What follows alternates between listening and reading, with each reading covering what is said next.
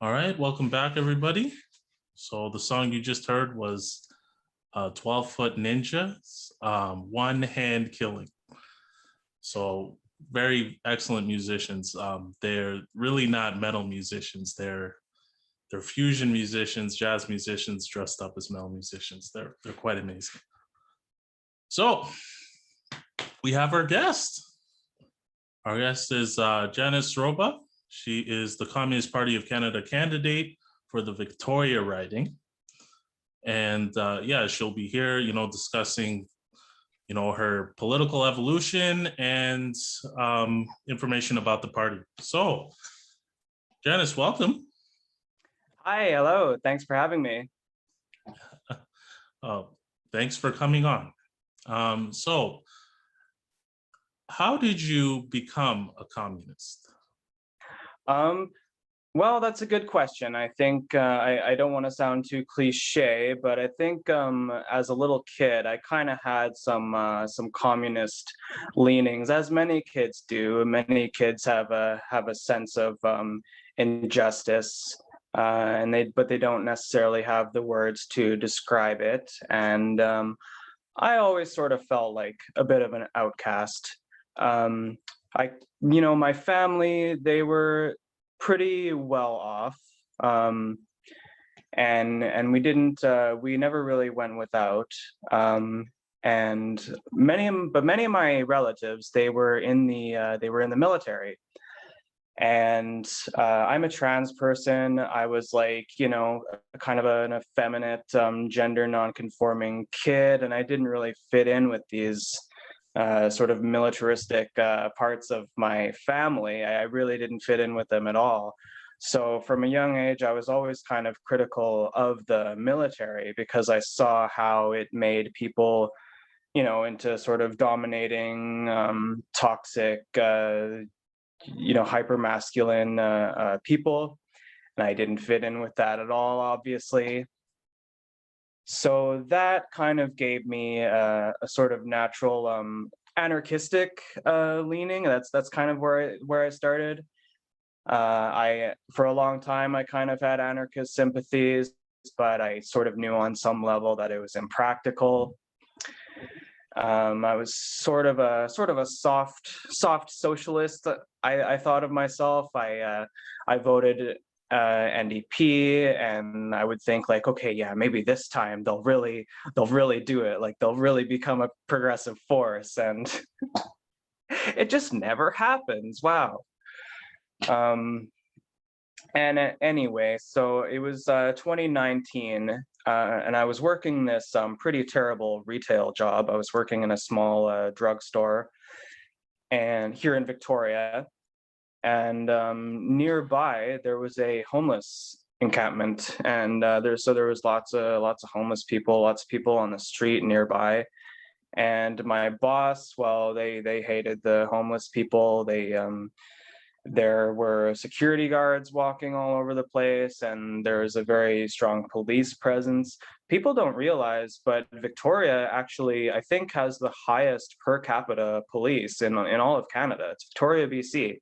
You see them everywhere. It's insane. It's a very hyper policed city. It definitely bears marks of its colonial past. Is that because it's the capital of BC? Oh yeah, because it's the capital of BC, and it's very there's kind of a lot of sort of gentrified yuppie hippies living out here, and sort of wealthy boomers and whatnot. So they kind of live out in their nice little suburbs, and they have a lot of police roaming around. So I saw every day how people on the street were being brutalized, and I hated it. And I was, standing behind this cash register, and I couldn't really do anything. I was just powerless to help. And that's one feeling I hate, is the feeling of powerlessness, wanting to change things and not having any real way to do so. So I could kind of see the class struggle playing out in front of me, and it didn't click at first, but then I started thinking like, well, what are the police doing? They're not just going and brutalizing people for the hell of it. They are upholding this legal code, of course, and the law is essentially written to punish the poor. So the police are violently enforcing this law which punish the poor. So the police are basically there to enforce this class hierarchy. And then and there, I saw there was a couple instances where that was really, really clear, and it was just like, oh, it's a class struggle. That's what it is. It's a class struggle. It's a class struggle. It didn't come to me at first, but working that retail job and seeing all the police brutalizing the homeless people. We have a very large houseless population here in Victoria. It's impossible to look away from it. So seeing how police are actively not just enforcing a social hierarchy, but like an economic hierarchy as well, that became very clear to me. And at the same time, I think, what was it, 2018 or 2019, there was an election, and that was the last time that I stopped believing in this sort of reformist politic. It just disappoints every single time. And when you think about all the things that we're facing coming up on the horizon, like climate change, and there's always this looming threat of fascism. I see it everywhere. Some people don't see it, but if you look, it's there. These are problems that cannot be solved. These are deep-seated problems that cannot be solved with this sort of reformist social democrat politic. It's just not going to happen. And then and like many people, I had misconceptions about what communism is. Like I sort of grew up with a lot of Red Scare propaganda. I came across some articles where it's like, oh, turns out many Russian people miss the Soviet Union and want it back. And just sort of little things like that trickling in that kind of made me realize, like, oh, okay, maybe I was wrong about this totalitarian communism thing. Maybe it's not this spooky thing after all. And I looked into it, and it all started coming together, right? Yeah, actually, incidentally, the best argument that Putin puts out against the communists is that they dissolved the Soviet Union. That's something that he says. Yeah. Politically against the communists, because it was the communists that dissolved it, not anybody else. And even the far right, Zhirinovsky, will say the same thing. The communists, you dissolved it. So actually, that's one thing a lot of people don't realize, is that the Soviet Union is something that's nostalgically popular with the majority of the Russian people. Yeah, absolutely. And I think Putin, like, he'll use some of that Soviet nostalgia, but only in such a way that that kind of props up his own position. It's like, oh, we had some good times anyway, back to business. It's kind of what he does. And so that all of this was kind of coming together in the fall and winter of 2019 here in Victoria for me. And that following January, I believe that was when the Trump administration had assassinated the Iranian general Qasem Soleimani, which I obviously saw as this gross, just barbarous act of imperialism, and it really pissed me off. And I noticed this event pop up on my Facebook, like Young Communist League, no war with Iran. And so I went there, and I thought it was really cool that, of all the nonprofits and all these groups that kind of exist in the city, that this Young Communist League, they were the ones who were willing to go out in the freezing rain and hold up their signs and speak out against this act of imperialist aggression. They were willing to go out and do it. So I thought, well, these guys seem pretty cool. I'm going to join up with these guys. And ever since then, just kind of everything that I've learned and everything that I've seen and interacted with, just further cements for me that it was the right decision. Learning Marxist theory, Marxist-Leninist theory. I love to learn. I've been learning as much as I can over the past year and a half, learning about how capital flows, how imperialism works, how Marxists kind of look at history. All of that just really cemented in my mind, like, oh, okay, this is a framework for the liberation, the collective liberation of all of humankind. There's no question about that in my mind at this point. It just became so clear, like a fire burning in my brain. That sounds, very interesting. So I think you did touch on this a little bit, but maybe you could elaborate a little bit more on what makes communism relevant today. Well, look at all these bourgeois parties, all the parties that are currently sitting in parliament. Basically, all that they ever have to offer, every 4 years or whenever the election is called, all that they're offering really is, hey, we're going to twiddle some knobs on the machine. We're going to make things we're going to add 10% on the top in this economic sector. Oh, we're going to take this amount of taxes and put it here. All these small, frankly, pathetic, just non-solutions that they're offering here. It's just there's such a lack of vision, and obviously it's intentional. They don't want to change the system too much because they're the middle managers of capital. They want to just give a little bit more, give a little bit more concessions, but not really fix any of the deep-seated problems. What we need is revolutionary change, and I believe the Communist Party has a general framework for how to bring about a qualitative change in society, how to really take apart the pieces and put it back together in a way that suits human needs truly. Okay, so it's every 5 years, but 5 years? Oh, yeah, okay. it's every 5 years.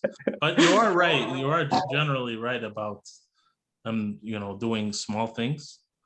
Like, honestly, I didn't feel much of a difference between when the conservatives were in charge and the liberals were in charge. So that's actually a good point. So what are the highlights of the domestic aspect of the party program?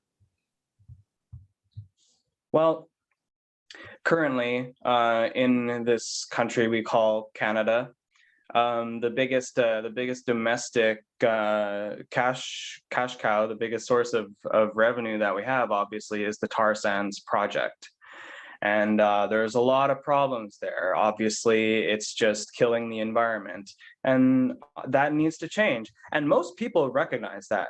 Even a majority of like fossil fuel workers, energy workers themselves recognize that, yes, this is going to have to change. We would like to not lose our jobs in the process.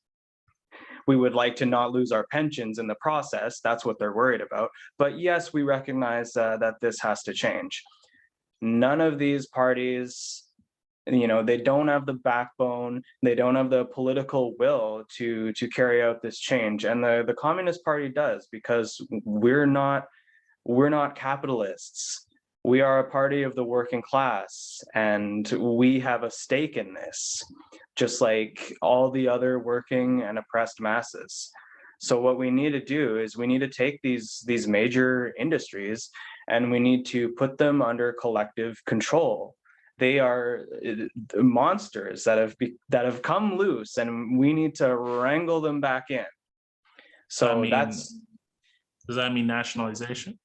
That means, yeah, that means nationalization. That means putting it under state control, but not just under state control. It needs to be under a people's control, right? Because the way that the Canadian state is set up right now, it's not truly democratic. I mean, how much power do people generally have over the things that happen in our country, the economic decisions? It's nearly zero.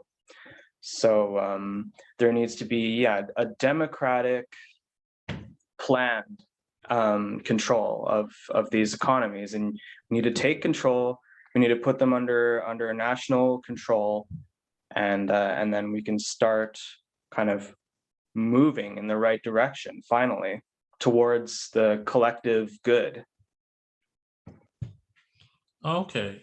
So how do you conceive the domestic policy being able to be enacted? I'm sure there's more details than just nationalizing the oil, and you can talk about how people can find out more about the plan, because we have a limited time for the interview. But Okay. but just wondering, we are talking about the current political setup. Right now, the bills go through the House of Commons, and then after the House of Commons, they reach the Senate. The Senate decides whether the bill goes. There have actually been a few times, very rare, where bills were taken down by the Senate. Do you think the Senate, as it currently is set up, would approve a bill introduced by the House of Commons that managed to get through?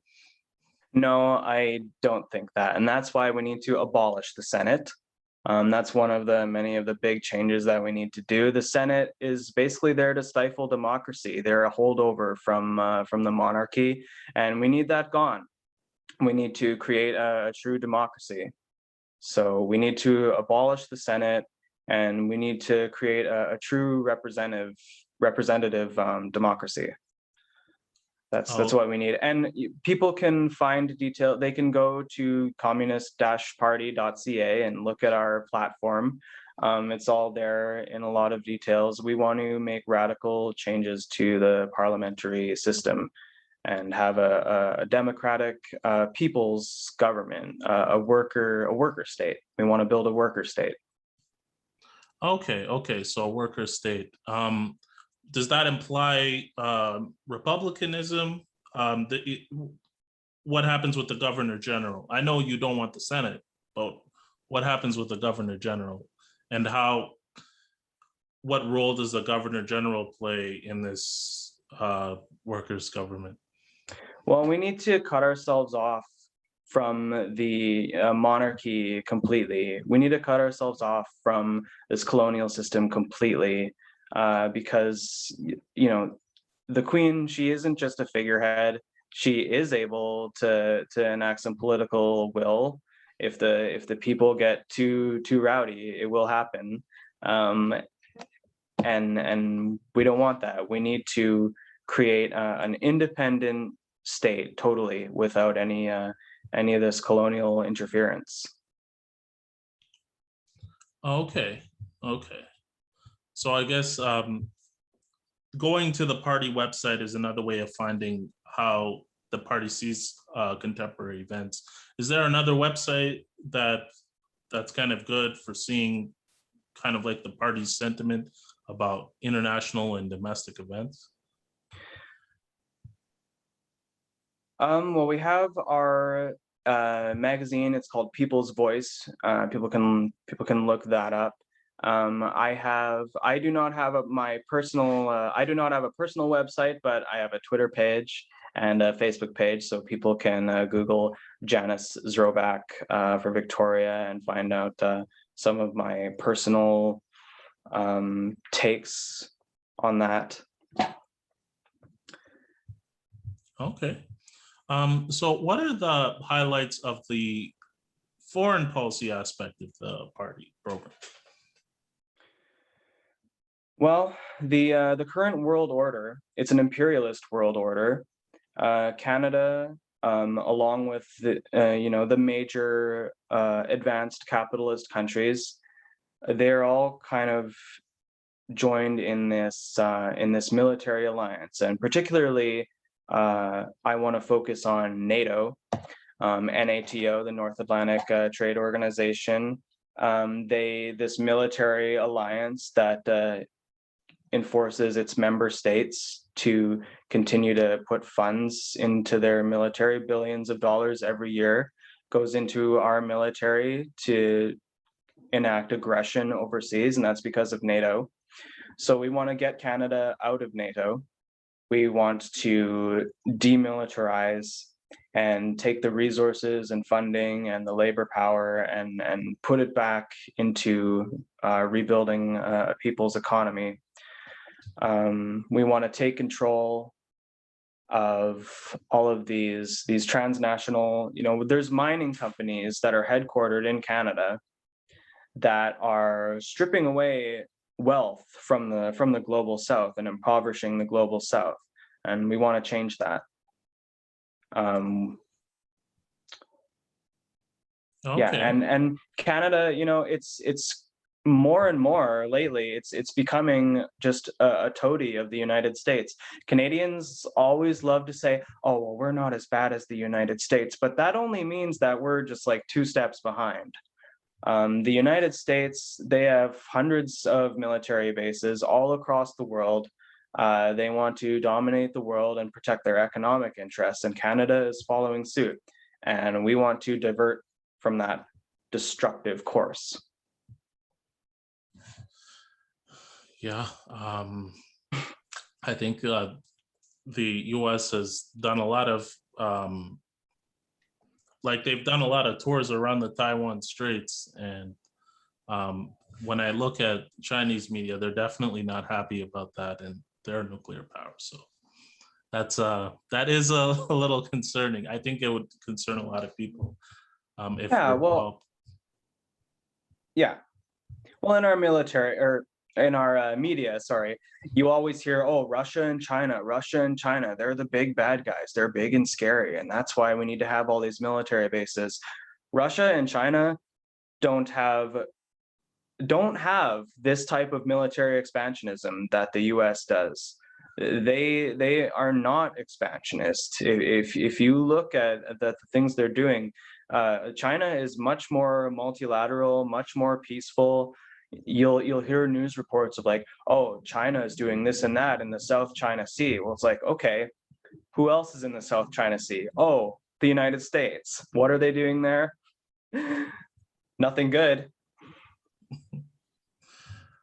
Well, they're encircling China. They're trying to encircle Russia and China, and all these threats, this Red Scare kind of threats about Russia and China. It's like narcissistic projection on an international level. Like the entire state is just projecting their own misdeeds onto Russia and China. That's what it is. Well, I mean, thank you. Yeah, I mean, that's definitely something for people to know about. I mean, do you have any final thoughts or anything else that you want our listeners to be brought attention to? I think Canada is a capitalist state. It's also a colonialist state. There's a lot of repression of Indigenous people. And what we want to do is we want to take apart we want, like I said earlier, we want to abolish the Senate, and we want to create a House of Nations. We want to pull the restart lever on this whole thing and take all these different nations within Canada and put them on equal footing. We want to commit to building a better world. And that starts with people taking control. People need to realize their collective power, and we need to stand up and we need to fight. Excellent closing. And with that, we are going to wrap up the show. You're going to hear the outro, and then you're going to hear the song. What was the name of the song again? Janis selected the song. So it's by a band called Love. It's this old band from the 60s, I believe. And the song is called Alone Again or. Oh, yes. Yeah, very hard for me to remember the name of that. So Alone Again or by Love from the 60s. Okay. You got it. So yes, with that, that's everything. And we're concluding the show. Hope you enjoyed that interview, everyone. Have a good one.